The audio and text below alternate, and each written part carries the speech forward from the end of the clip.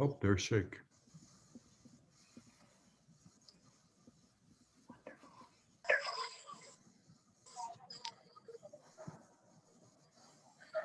Hey, Quillybully, are you there? Yeah, hi Greg, how are you? I'm here. Welcome, welcome.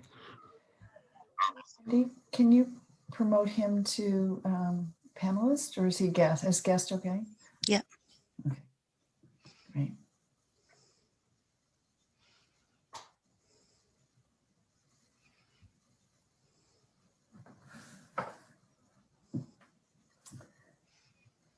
Cool, Molly. Thanks for being here. Great. And welcome everybody. We'll get started in a few minutes after we have give some time to let people join.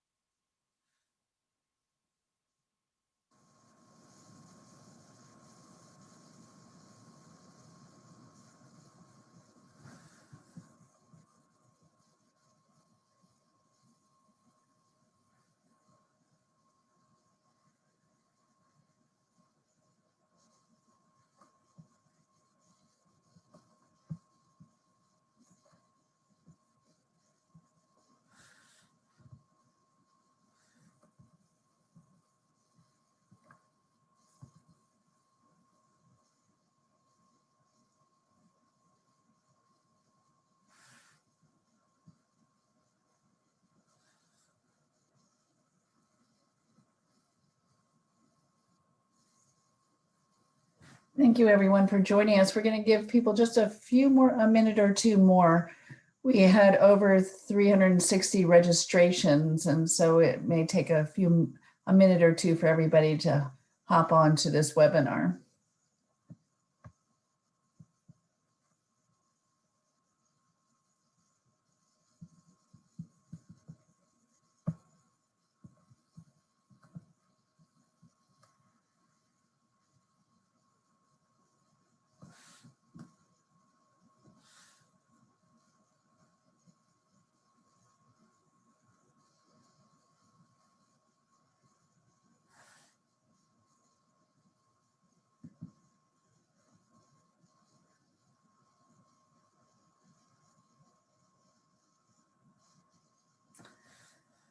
Okay, let's get started for this webinar today. Welcome.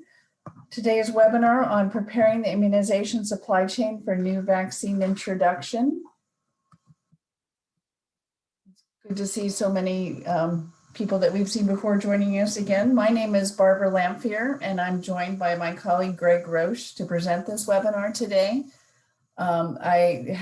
We have been doing these webinars for immunization supply chain for the last year or so, and so many of you know us.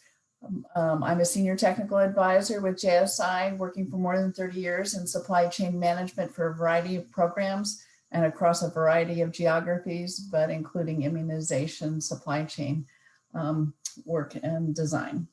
Greg, you want to introduce yourself?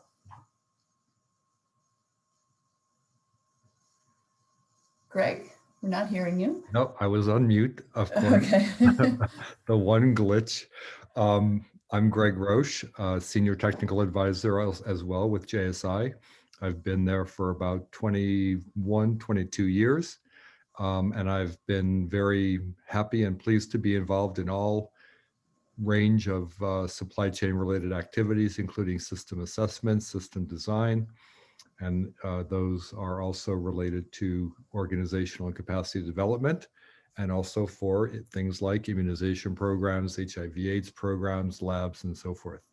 Glad to be with you again. Thanks. Great. So we're happy to have you back joining us, our attendees. If this is your first time attending one of these webinars, welcome. And we will be providing the links to all the other webinars that we've been doing in the series later. So if you have missed any, no worries, you'll get to see the rest as you wish. Today, we are pleased to have a special guest, Sheikh Koulibaly, our Immunization and Logistics Advisor at JSI, who's based in Niamey, Niger. Sheikh, can you take a few minutes and introduce yourself? Hi, Greg. Hi, Barbara. Hi, everybody. My name is Sheikh Koulibaly, Immunization and Logistic Advisor at GSI. I've been working more than 5 years in the area of immunization. I have supported many countries in cold chain rapid assessment, cold room temperature mapping, vaccine supply chain optimization, and vaccine management in general. Great. Thanks. So we'll be hearing from Sheikh a little bit later on in the webinar. So today's webinar is the fourth webinar in the Ensuring a Responsive Immunization Supply Chain webinar series. In our previous webinars, we've been focusing on immunization supply chain design, redesign, and optimization. Some of the elements that were discussed in those webinars will surely come up when we talk about how to prepare the supply chain for introduction of a new vaccine.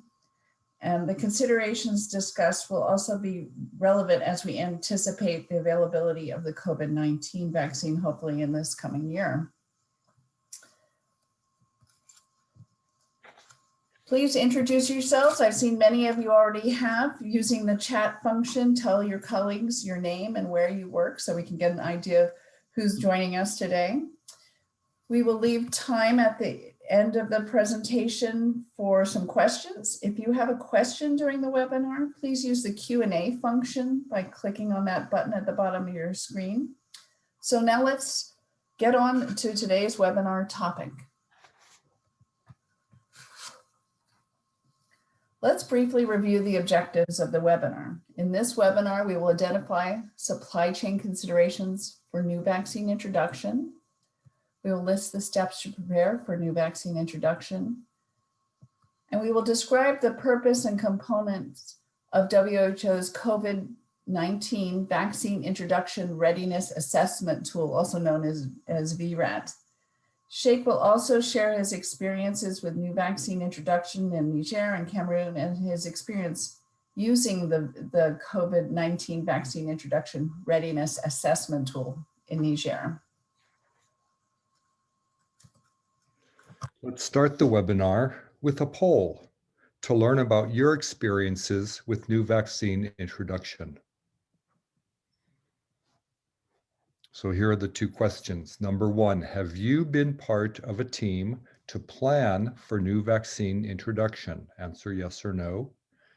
And if you have been involved in new vaccine introduction, please indicate in your answers to question 2, what aspects of new product introduction did you contribute to? The examples that we give are defining the target population and delivery strategy, updating the national immunization policy to include the new vaccine, participating in national coordination mechanisms for new vaccine plan, identifying the product specifications for the new vaccine, procuring the new vaccine, assessing cold chain capacity for the new vaccine, adapting the logistics management information system for the new vaccine, training health workers about the new vaccine, adding the new vaccine to the program monitoring and/or AEFI system, or preparing the community for the new vaccine. Go ahead and take a few minutes to answer the two questions if you're If you've been involved in vaccine introduction, you can answer both questions. If not, then you can answer no to question 1. Please take a moment and put your answers.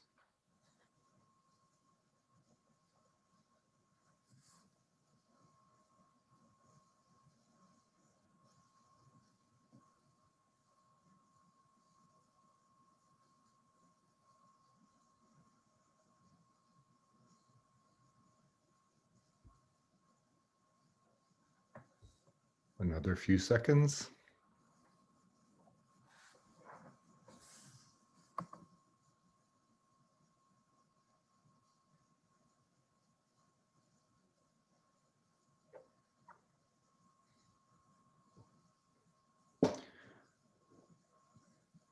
Okay, we'll go ahead and move on with the results of the poll. Sorry if you didn't have a chance to vote, but let's see how this is looking. So for the first question, have you been a member of team planning for new vaccine introduction? It looks like 70% of you have. That's great. So we really do have a lot of experience here in the room, here on the webinar, and we can, hopefully we'll hear from you with questions or maybe suggestions towards the end of the webinar. And then for those people who were involved, the aspects that you were involved in, I see the most of them are in the cold chain capacity, assessing cold chain capacity. That's almost half of the participants have been involved in that. And then it goes down. A couple of the other top ones that I see: training health workers, preparing the community, 2 very important aspects aside from getting the vaccines in the country. And then there's also quite a few who are involved in the first 2 that are listed: defining the target population and working on immunization policy. So it's great to see. And we had some people that have been, at least there are participants that have been involved in all of the aspects.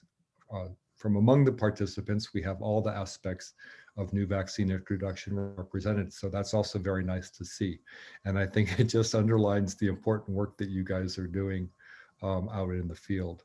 So thanks for the answers. Keep all that in mind as we go through, and hopefully we'll be adding to everyone's knowledge and experience. So new vaccine introduction can mean the addition of a vaccine for a disease not previously covered by an immunization program. It can also describe the introduction of a new product formulation of a vaccine already in the program. For example, replacing a lyophilized vaccine with a liquid vaccine, a new combination vaccine such as pentavalent, replacing previous individual vaccines, or a vaccine that uses a new route of administration in place of a currently used vaccine, such as injectable polio vaccine replacing oral polio vaccine, While there are many considerations and decisions in planning for new vaccine introduction, as seen in this list, which is derived from the WHO New Vaccine Introduction Checklist, this webinar will focus on the supply chain considerations highlighted here in red, and how to better prepare your immunization supply chain when planning for new vaccine introduction. When introducing a new vaccine into an immunization program, supply chain managers will need to undertake specific activities or make adaptations to procedures or tools to prepare the supply chain to manage the new vaccine. Many of the areas where these specific activities will occur are listed here, and we will discuss considerations for these in the next few slides. Usually, there are numerous stakeholders involved in planning for and deploying a new vaccine. In addition to immunization program and supply chain managers, there may be other ministry stakeholders involved in setting policy and managing funding and resources, along with donors, implementing partners, and private sector entities involved in supply chain activities for the new vaccine. Having a strong national logistics working group is essential to coordinate planning and communication for new vaccine introduction. While the National Logistics Working Group may already exist, the activity of planning for new vaccine introduction is an opportunity to strengthen the group. The group should have a clear term of reference and should include improving the performance of the immunization supply chain, using indicators informed by data from the information system. In addition to those for routine supply chain operations, the National Logistics Working Group should define the roles and responsibilities of different stakeholders involved in new vaccine introduction and update standard operating procedures for supply chain activities needed to deploy a new vaccine. The National Logistics Working Group will play an important role of developing, coordinating, and monitoring new vaccine introduction plans, coordinating the resource inputs, and ensuring all stakeholders are doing their part as per the plans.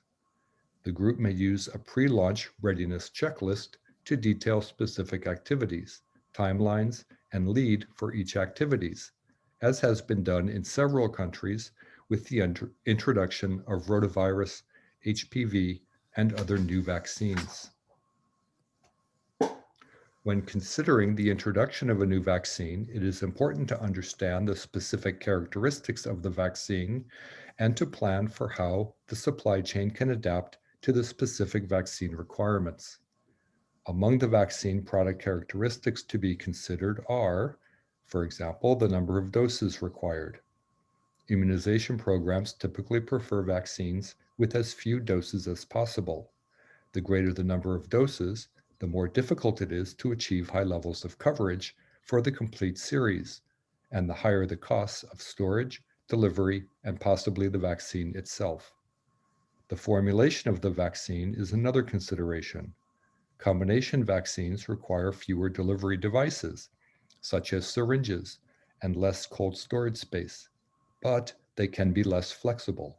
For example, if purchasing pentavalent vaccine, there may be a need to also purchase monovalent hepatitis B vaccine separately for delivery of a birth dose. Lyophilized products such as diluents and reconstitution devices. These also require extra cold room storage space at the peripheral level, since the diluents need refrigeration before reconstitution. You need to consider the heat and freeze sensitivity of the vaccine. Some vaccines, such as HPV, tetanus toxoid, and hepatitis B, are more heat stable and can be used for periods of time outside of the standard 2 to 8 degrees Celsius cold chain conditions. Others are more heat sensitive.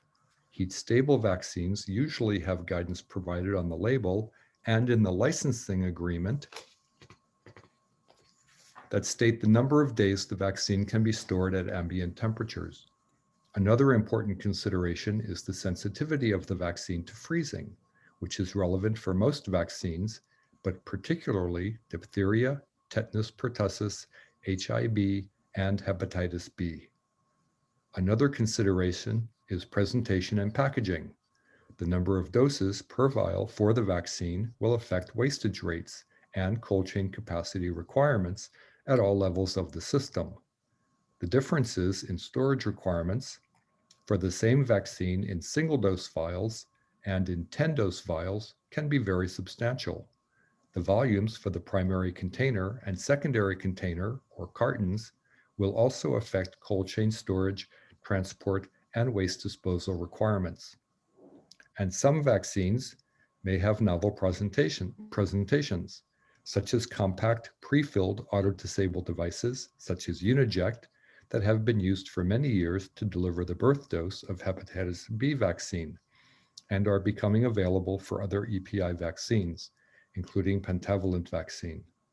Some oral vaccines, including some rotavirus vaccines, are available in individual squeeze tubes placed into the mouth of the vaccine recipient. The sometimes higher cost per dose of novel presentations should be weighed against their advantages, such as reduced storage requirements or ease of use. In addition to training staff about the new vaccine and its administration, health workers who manage vaccines need to be aware of product characteristics and requirements.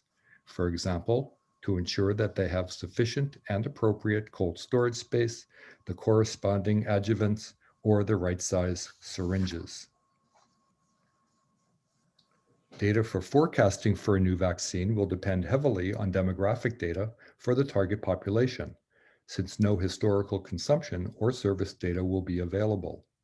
Depending on how the vaccine is introduced, whether through phased or pilot implementation, the forecasted requirements should be updated frequently as more precise population data become available, and once the vaccine is being used, logistics and service data become available as well. Managers forecasting for a new vaccine will use demographic data on the size of the target population, the estimated vaccine coverage rate, and an estimated wastage factor. It is very important that the target population eligible for the vaccine be well defined in terms of age, gender, and other factors that will allow those forecasting to estimate the number of people to receive the vaccine. Much of this data may be gathered from census data. Estimated wastage can be based on actual wastage of an existing vaccine with the greatest similarity in presentation and formulation. In addition to forecasting new vaccine requirements, managers will need to consider when the vaccine should be available for distribution and plan the quantities for each shipment and frequency of the shipments. This supply plan should be aligned with the plan for introducing the new vaccine. If the introduction will be phased, then receiving several shipments over a period of time will be better than receiving the entire quantity required all at once, which could strain cold chain storage capacity and lead to wastage.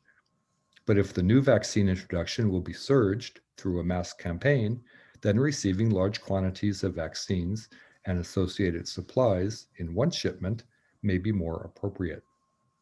WHO has developed the EPI logistics forecasting tool to assist national immunization programs in conducting multi-year forecasts of vaccine and injection supply needs for both routine immunizations and special campaigns.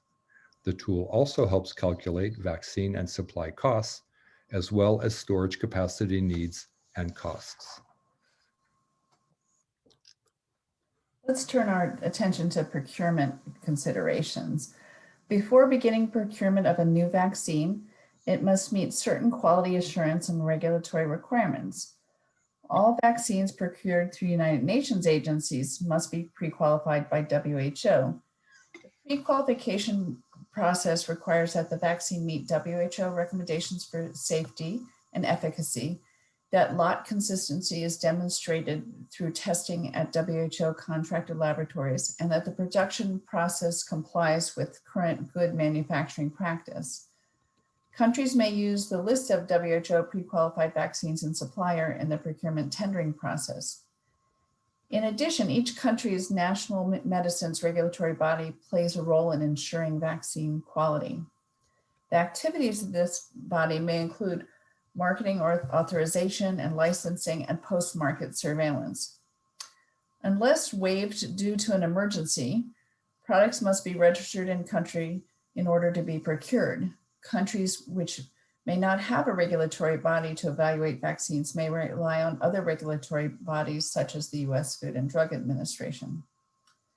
Countries have a number of options for procuring a new vaccine. They can procure the vaccine directly through international tender and bidding, purchase through a pooled procurement mechanism such as used through UNICEF, or accept vaccine donations.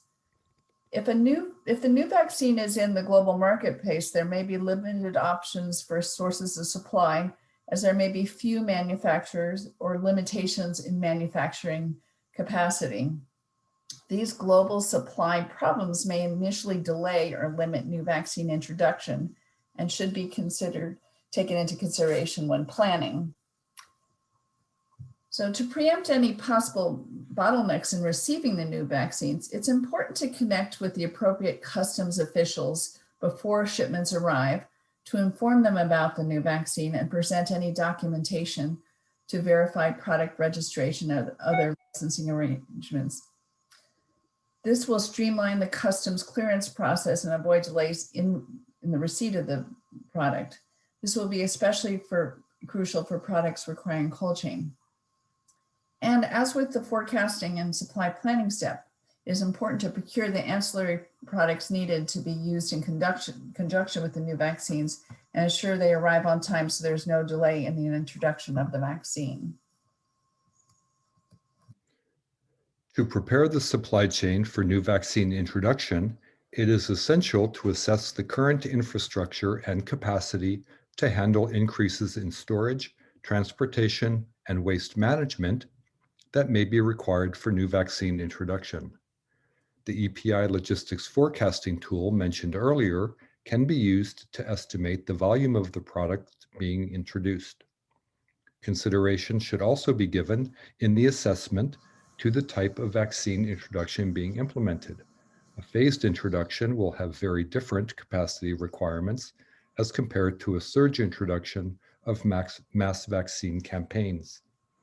Assessments of current cold chain capacity and its readiness to accept new vaccine and ancillary products should be conducted at national and subnational levels and gaps addressed in preparation for introduction.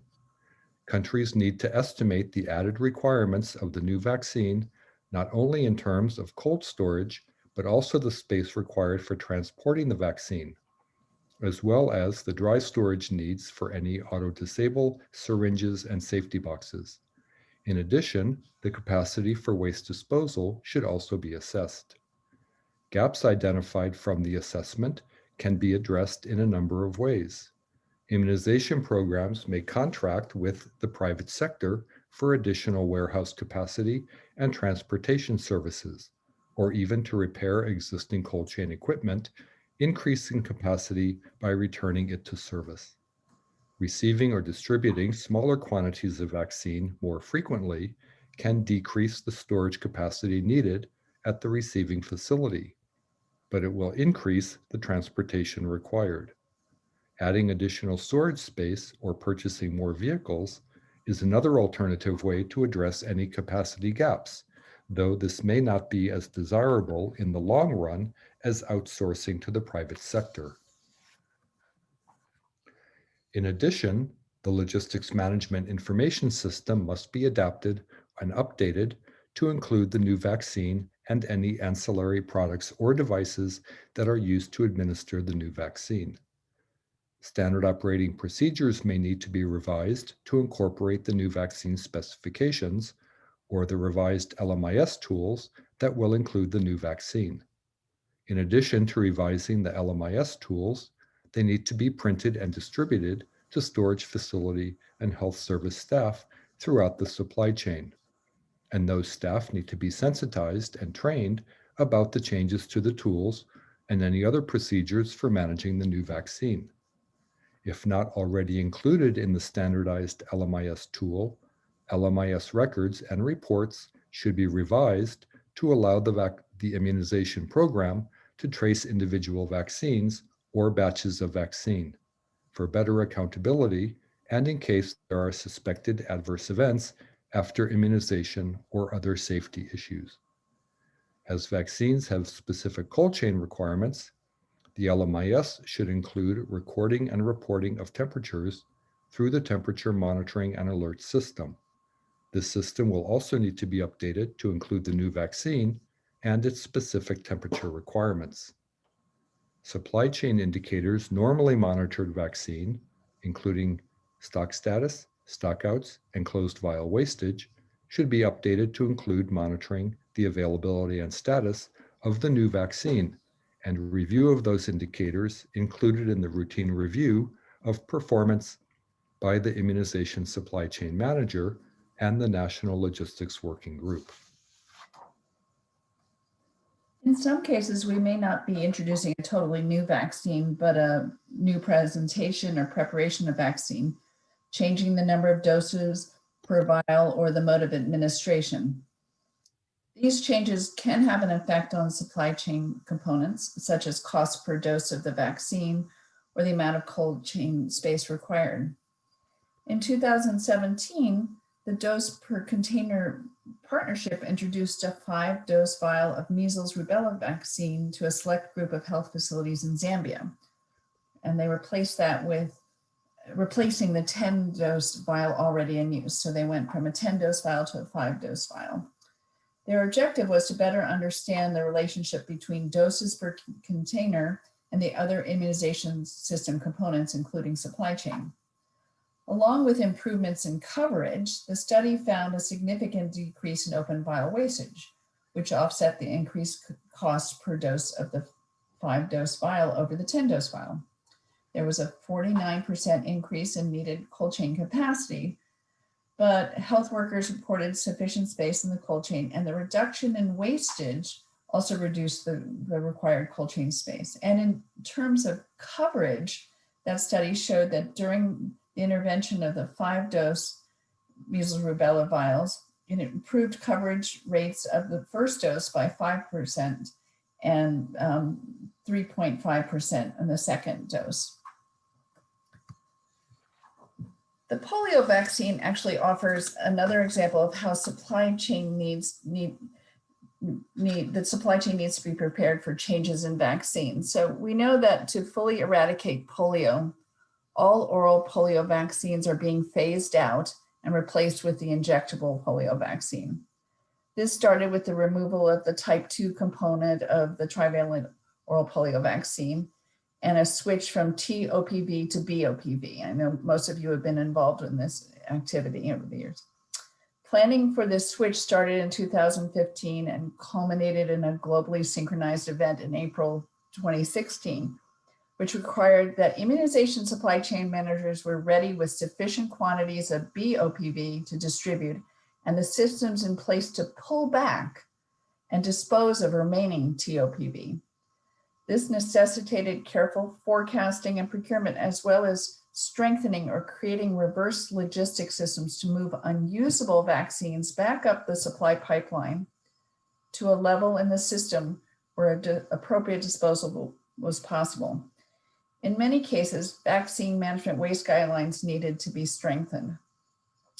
And many countries are still phasing in the injectable inactivated polio vaccine, IPV, to routine immunization schedules. Initially, there were manufacturing limitations, but now there are sufficient volumes of IPV available at an affordable price to ensure use worldwide. This change from OPV to IPV has implications for cold storage, as the OPV could be stored frozen over its 2-year shelf life and then thawed for use and then stored at the 2 to 8 degrees Celsius for a maximum of 6 months. While IPV is damaged by freezing, and special precautions are needed to ensure vaccines are not frozen during transit. And given that IPV is an injectable vaccine, the management of potentially hazardous sharps waste becomes extremely important. Safety boxes or other safe methods of disposal are needed and are part themselves products managed in the supply chain and may need a reverse logistics system for waste disposal. So now I'm going to ask Sheikh to join us again. Sheikh, I know you've been involved in the introduction of several new vaccines in Niger and Cameroon, and I hope you can share some of your experience with us. To start off, what would you say are the main activities in preparing the supply chain for new vaccine introduction? Thank you, Barbara. Yes, you're right. I had a chance to participate in different country new vaccine introduction.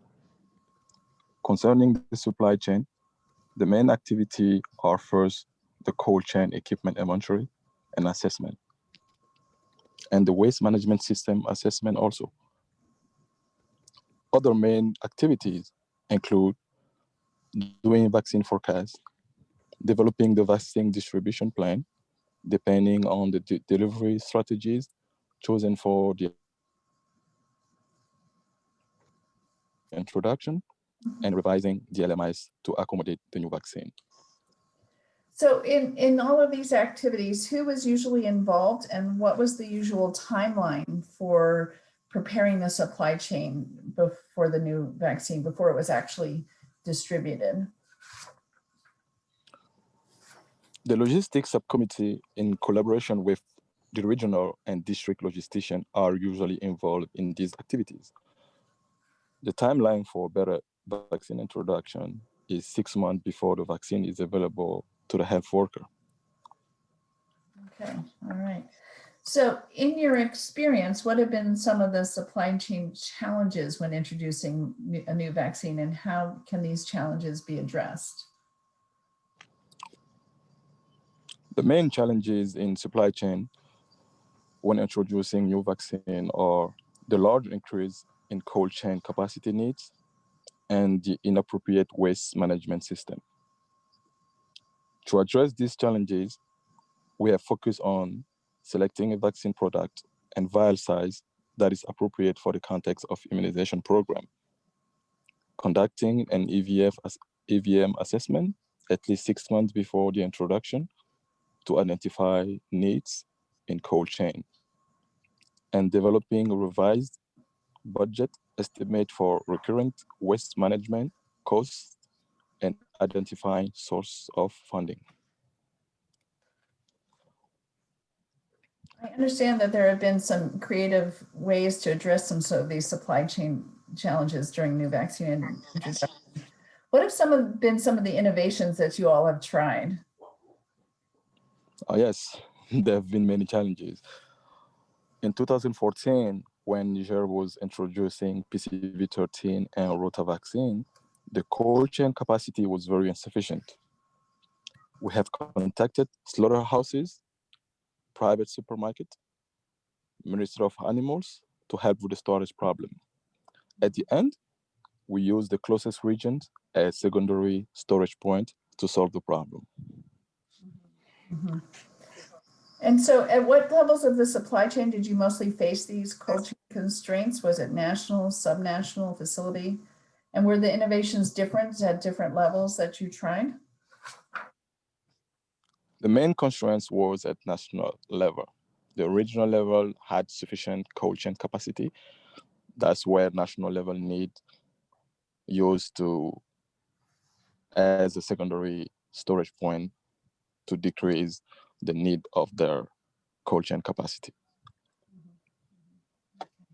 Interesting. I'm very interesting that slaughterhouses were one of the uses. I would never have thought of that myself. Yes. Yes. Okay, so what advice would you give an immunization program manager or a supply chain officer who is preparing for a new vaccine introduction? My advice to the immunization program manager or supply chain officer for better preparing of new vaccine introduction is to create an introduction committee composed of national staff and partners. The committee has to meet regularly to coordinate the introduction activities. Mm-hmm. Is there any other advice you might have?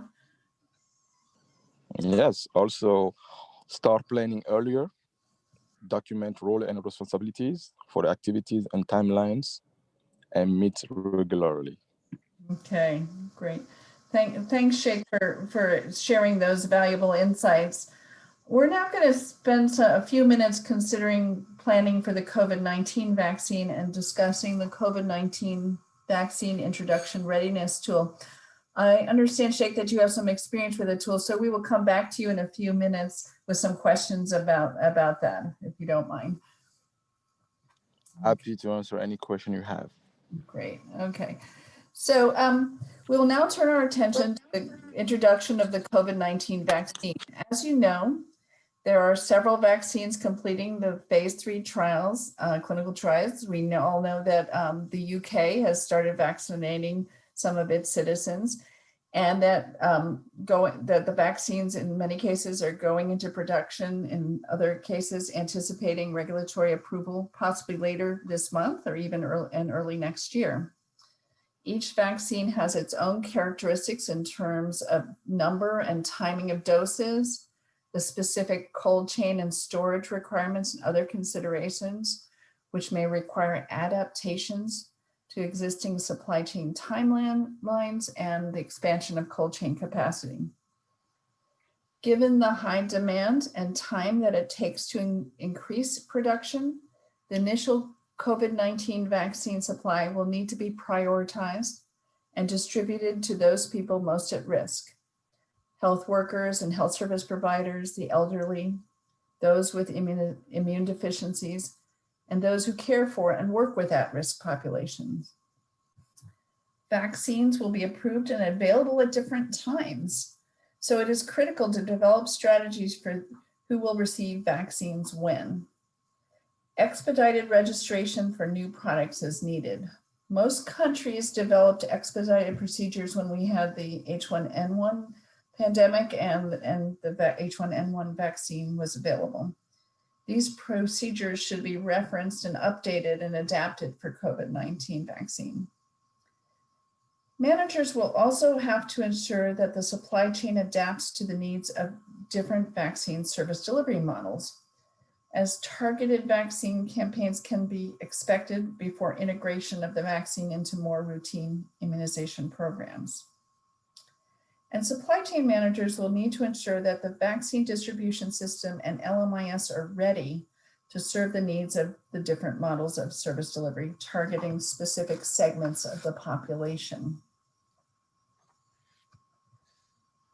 Now let's look at a tool that has been developed by WHO, UNICEF, Gavi, and other partners who are working together at the global and regional levels to develop and disseminate adaptable guidance, trainings, planning and monitoring tools, and advocacy materials, and to provide technical assistance and support to countries preparing for the introduction of the COVID-19 vaccine. The tool we're going to be discussing is VRAT, the COVID-19 Vaccine Introduction Readiness Assessment Tool.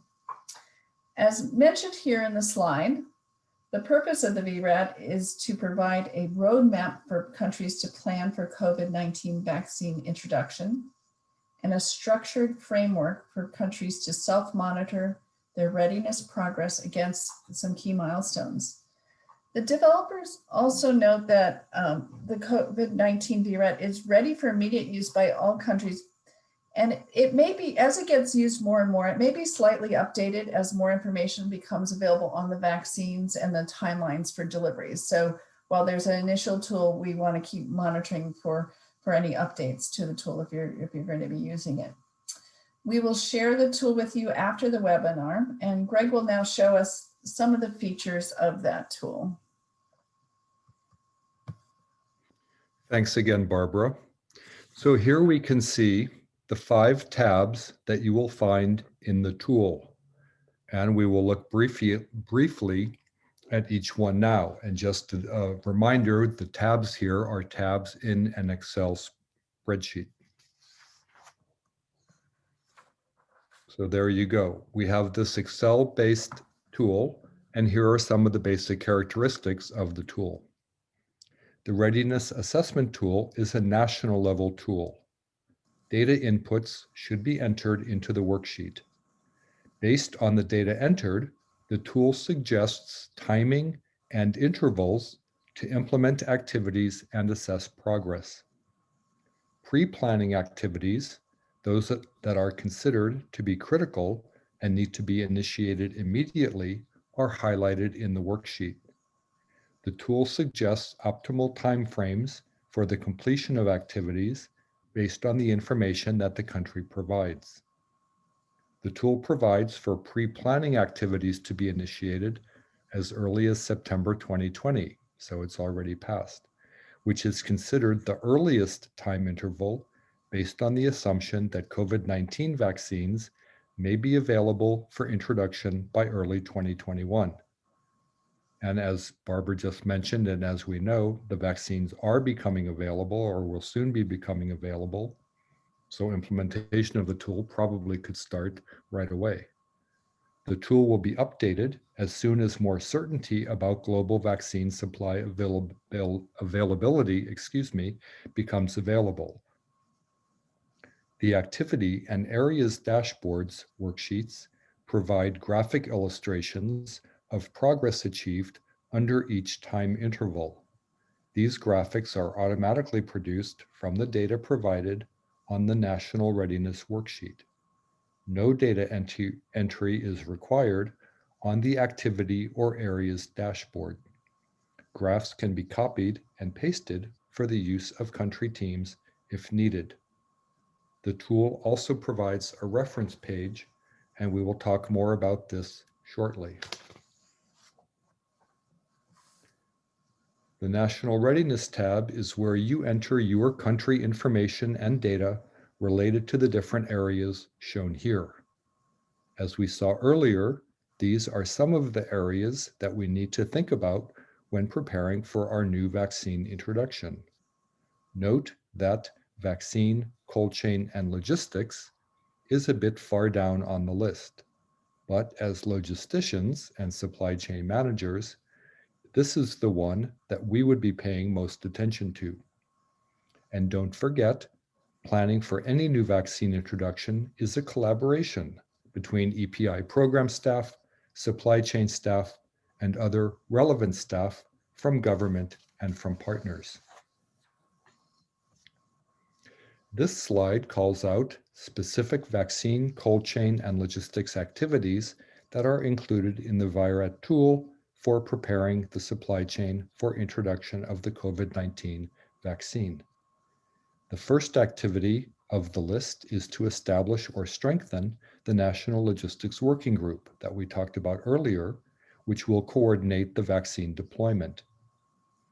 The next area highlights the importance of defining the key roles and responsibilities for deployment at all levels in the supply chain.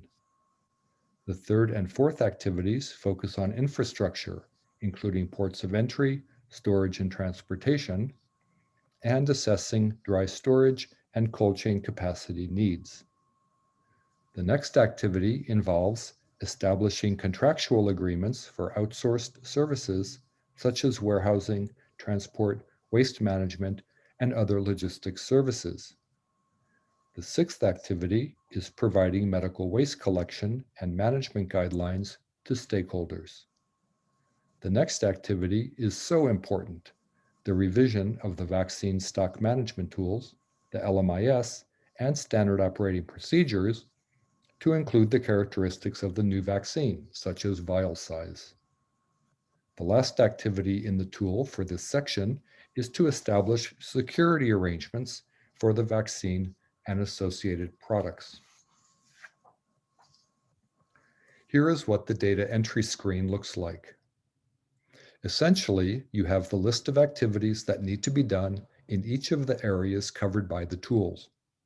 This screenshot shows a few from the planning and coordination section. We can see that some are designated as pre-planning, the ones highlighted in pink. Then others are what you do over time once you are starting the introduction of the new vaccine.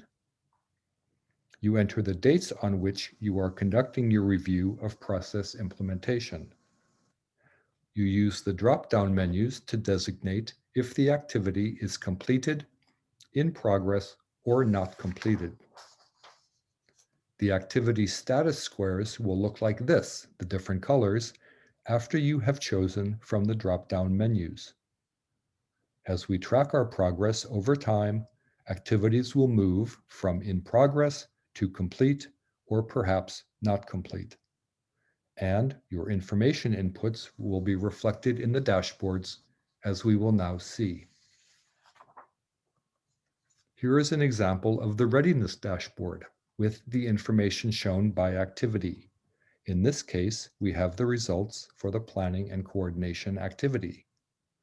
And we see how the activity implementation has evolved from one meeting to the next, with our pre-planning activities moving from in progress to completed, and then more activities being started and in progress.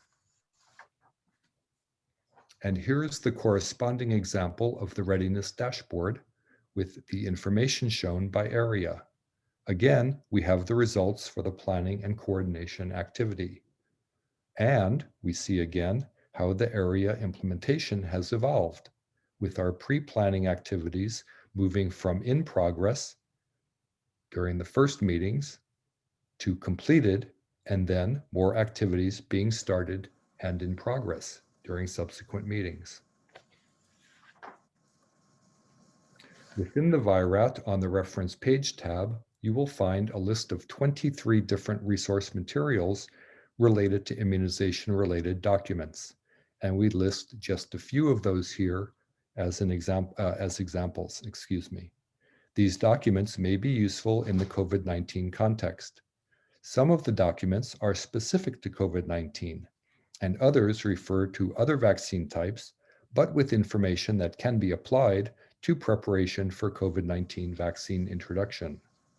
And there are internet links to those resources in the tab as well. One of the tools available is a frequently asked questions document with even more information about VRAT. As we said earlier, we will provide the tool among the resources that we will share after the webinar. Okay, I'm going to ask Sheikh to join us again, and let's now see how the tool has been in one context in Niger. I'm getting some feedback here. Can someone else move, please? Sheikh, I understand that you've been part of a process for completing the VRAT for Niger's COVID-19 vaccine introduction. Can you please share with us the process that was used to complete the tool and how is it being used now to prepare the supply chain in Niger for the introduction of COVID-19 vaccine?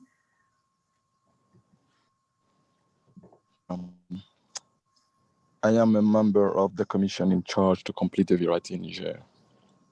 The tool was completed under the lead of the API manager with the contribution of different chief of department and the support of country partners, UNICEF, WHO, and through different sections of the tool to answer the question. After you complete each section, the tool will give you the level of readiness of the section. Mm-hmm. And so I'm going to ask a question that I may not have asked you before, but how has the tool helped you in the actual preparation? What are some of the activities that you've been doing that based on completing the tool? The tool helped the country to better monitor the level of preparation for the introduction of COVID-19 vaccine. It facilitated the decision-making of the authority to address problems during the introduction. It helped empowering different departments for a successful introduction. And also, it helped identify the needs in technical assistance. And where do you think Niger stands right now in terms of its readiness to accept the COVID-19 vaccine? Right now, Niger is about 50% ready. There's still some activities that need to be implemented for the complete readiness of the introduction. And so what are you working on now? What are some of the activities that are being worked on now to better prepare? So some of the activity right now we are working on is the cold chain assessment. Just for the introduction, we need to do a cold chain assessment, mapping and developing plan to provide for infrastructure needs, and also updating protocol and tracking, monitoring stock management and distribution. So there is about 8 activities in the tool for the logistics. And right now, Niger has completed 2 of the 8. Okay, great. So, it sounds like it's been a very useful tool to help you all prepare and to really think about what needs to be done. And it's useful for COVID-19. I imagine that this tool would also be useful for any other vaccine as well. Similar activities can be done no matter what vaccine is being introduced.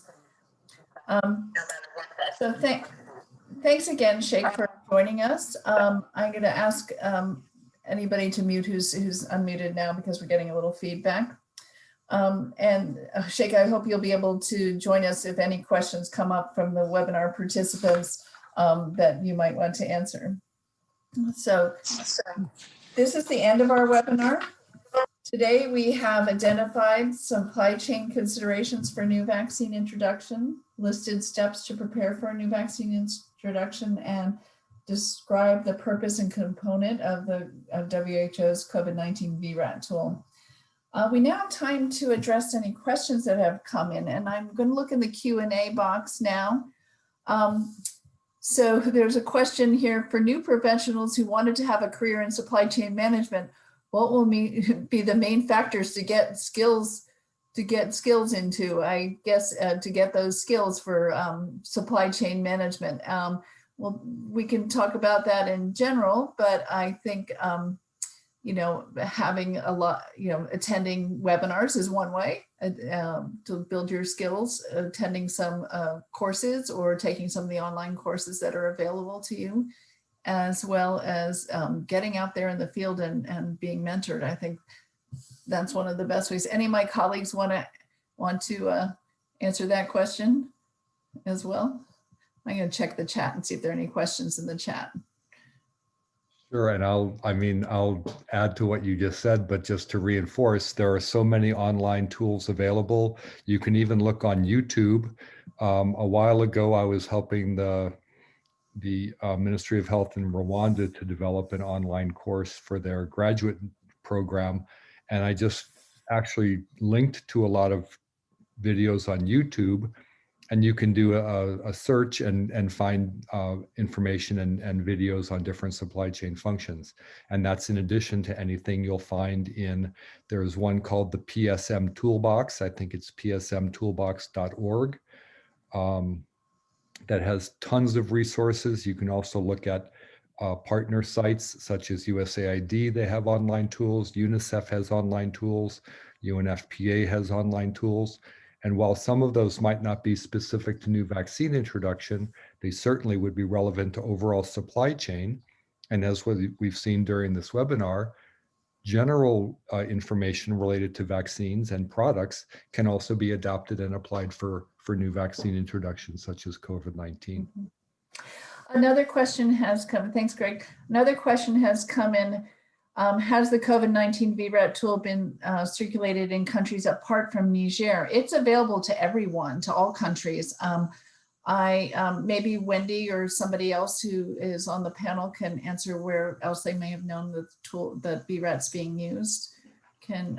Yes. Hi, this is Wendy Prosser. I work with Barbara and Greg and Sheikh. The VRAT tool has been shared and is being used in countries around the world, and especially the Gavi countries are using it to plan for any Gavi support for the introduction of the vaccine. This process is usually being led by the immunization program in each country with partner help from UNICEF, WHO, and any partners like JSI that are in country. Thank you. Great. Another question, how do we capture great input from the SDP considering we are dealing with the unknown and coordination is paramount? So how do we get the coordination, cooperation with the SDP level and their concerns about the SDP? Anybody want to answer that question? SDP being service delivery point for anybody who's unaware. Yeah, Go ahead, Greg. Yeah, thanks. I would have an idea to contribute aside from the fact that the SCPs should be involved, or representatives from different STPs should be involved in some of the planning and that coordination mechanisms. I think if you're able to update the SOPs and inform people, but also the thing that I think about is the data and the need for good data as soon as the vaccines are introduced. If you can't integrate immediately into the existing LMIS, what I would suggest at least is maybe distribute a specific LMIS forms for consumption and stock on hand and usage and so forth, and send those out with your first shipments of the products, or send those out with the first people who are going to go around and do the vaccination, so that they can immediately start collecting data on population served, number of clients, number of doses, and any problems that you find in the initial implementation or the initial distribution. Thanks. Any other questions about, any other contributions about how to get that SDP input into the process? Okay. I'm going to share, so our friend Hanouk says that here in South Sudan, they're using the COVID VRAT tool. So that's good to know. Thanks, Hanouk. And he also asked a question, or made a comment. I think that the country COVID-19 technical working group need to use one readiness tool instead of by stakeholders. I think that making sure that there's country ownership and that it's the country that is going through this readiness tool, I think is what you're meaning, instead of just by stakeholders. I agree. I think all partners need to be involved. Anybody who's really going to be contributing any resources or helping to implement any of the processes that are involved, and we saw the logistics ones on that one list, should be involved in this process. There are a couple of cold chain questions here, and one of them, so in view of COVID-19 introduction and the attendant cold chain storage requirement, how could countries address this cold chain storage gap before the COVID vaccine introduction? So how do you address those cold chain storage gap? Anybody want to answer, provide their? I'll probably jump on that one. Yeah, okay, Yeah, great. thank you very much. As you know, with the introduction, Gavi also asked the country to prepare a proposal for cold chain introduction. So they have money to help the country with the cold chain gap. If any country is applying for the vaccine, they should also apply for cold chain equipment support.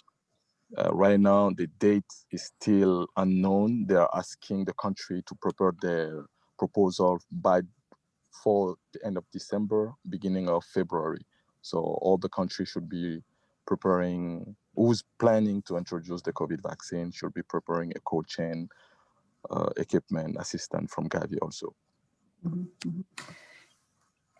There's another cold chain question, and it's how do you estimate the cold chain capacity for the new COVID vaccine? They have many different presentations. I think that's one of the reasons that partly that the VRAT tool will be updated as new information about the vaccines will also be known. But any other of the panelists want to say anything about how you estimate the cold chain capacity when you don't know what the presentation will actually look like? Yeah, Yes. let me jump. Okay. Jump on it. I'll complete you. Okay, the idea that comes to my mind is to take what we know about existing vaccines and maybe just run a couple of scenarios and think about a relatively small volume, a relatively medium volume, and a relatively large volume, and then just do that quick comparison to see, at least you'll have an idea. If we have medium size requirements, then our cold chain capacity maybe could be already has enough capacity to absorb that. If it's a large presentation size or large requirement, then we're going to have problems and we have to start thinking about options. And Sheikh, you want to finish up anything? Yes. Also, I'm saying the experience from Niger. We are using a tool developed by UNICEF. It's a sizing tool that helped the country prepare the introduction for cold chain capacity. So the tool comes with the 4 vaccine being developed. That's what the tool comes directly with. In the tool, you will see the volume of each vaccine. So what we did, we just used the biggest volume is John & John vaccine that come in 5 vials. So we use that to do our estimation. So in case the country decide to go with another vaccine, at least our planning is on the biggest volume. So we will not have a problem with doing our equipment support. It's a great approach. Thanks. And Valerie had also in her comment suggested the sizing tool, and we'll share information about that when we send out the thing. I'm sorry, I'm going to have to stop the questions right now. We've run out of time, but we will try to address some of these questions in the follow-up email that we will send out after at the end of this webinar. So when you get that follow-up email, we will add additional resources. We will include a recording of this webinar and an evaluation form. We'll also put links for the tool and the sizing tool and anything else that we've referenced here so that you can have that available to you. We hope that you will be able to participate in the last webinar in this series, which is managing the inventory of cold chain equipment, which will be Tuesday, January 26th at 1300. And of course, as usual, I will send out reminders for that webinar. And the registration link for the webinar will be included in the follow-up email. I would like to remind you that anyone who participates in 4 out of the 5 webinars in the series will receive a certificate of participation. And if you're unable to attend the next webinar or missed any of the previous ones, you can review the webinars on demand, and I will include the links for those previous webinars in my email to you. Many thanks again for joining us, and we will see you in 2021. Happy New Year. Hope for a better New Year, better year next year. Stay safe and be well. Take care. Thanks, everyone. Bye. Bye, everybody. Thank you.